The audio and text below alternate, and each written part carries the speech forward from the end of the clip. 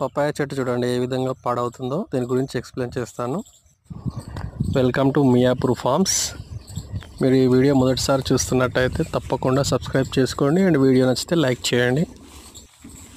పళ్ళ తోటలో మనం పపాయ చెట్లు పెట్టాము, 1000 చెట్లు. అది మీకు ముందు వీడియోస్ చూస్తే తెలుస్తుంది. అన్ని చెట్లు హెల్తీగానే ఉన్నాయండి. కొన్ని చెట్లు మాత్రం ఇంతకుముందు చూసిన విధంగా ముడతకు వస్తున్నాయి.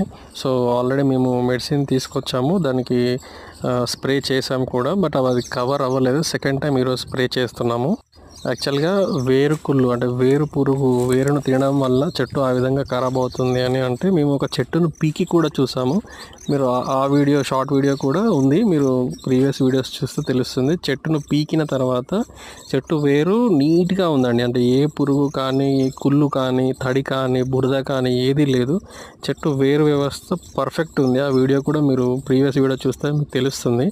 సో ఆ విధంగా మనకున్న చెట్లలో అక్కడక్కడ కొన్ని ఖరాబ్ అయిన చెట్లు ఖరాబ్ అవుతున్నాయన్న చెట్లను పీకి చూడాలి. చూస్తే వేరులో వేరు పురుగు కానీ వేరు వ్యవస్థ దెబ్బతినడం బురద ఆగడం వల్ల ఏమన్నా చెట్టు అట్లా ముడతకు వస్తుందన్నది మీరు గమనించవచ్చు. బట్ మా చెట్లలో అదేం లేదండి. ఓన్లీ పైన ఫంగిసైడ్ స్ప్రే చేస్తే సరిపోతుందన్నారు. సో అందుకే మేము ఖరాబ్ అవుతున్న పాడవుతున్న చెట్లకు మళ్ళీ ఫంగిసైడ్ స్ప్రే చేసి కాపాడడానికి ప్రయత్నిస్తున్నాము. ఒకవేళ ఎన్ని స్ప్రేస్ చేసినా, ఎన్ని ఫంగిసైడ్స్, ఎన్ని బ్యాక్టీరియా రిమూవల్ స్ప్రేస్ చేసినా కానీ ఆ చెట్టు ముడత పోలేదు, అది ఆ విధంగా ఖరాబ్ అవుతుంది, ఎదుగుదల లేదు అని అంటే ఆ చెట్టును తీసేసి వేరు చేసి పడేయాలండి. ఎందుకంటే ఒక చెట్టు నుంచి ఇంకొక చెట్టుకి పరపరాగ సంపర్కం అంటారు కదా, తేనెటీగల వల్ల కానీ బటర్ఫ్లైస్ వల్ల కానీ వైరస్ వ్యాప్తి చెందే అవకాశం ఉంది.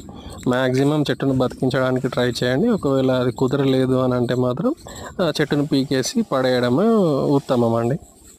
పాడవుతున్న చెట్లకి ఇది ఫైనల్ స్ప్రే అనుకోవచ్చు. ఇంకా చెట్టు ఇంత ఎదిగిన తర్వాత కూడా అది సెట్ అవ్వలేదు అని అంటే, ముడత అదే విధంగా ఉంది అని అంటే ఆ చెట్టును వేరు చేయడమే అండి. మంచిగా ఉన్న చెట్లను మనం కాపాడుకోవాలి.